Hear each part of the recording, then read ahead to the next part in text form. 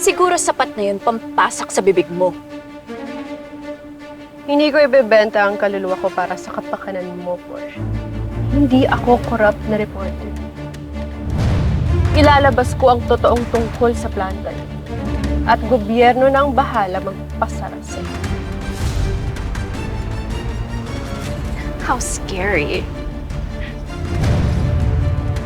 Last chance mo na to. May statement ka na ba sa issue niyo?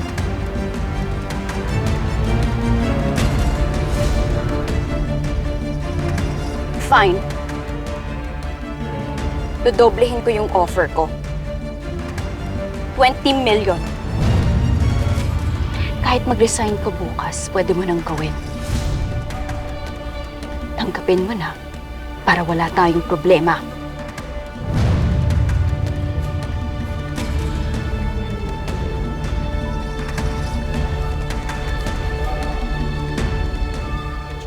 Ang tagal?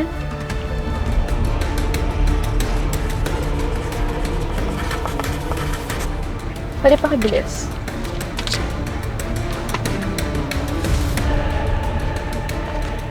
I hope that's enough to shut you up.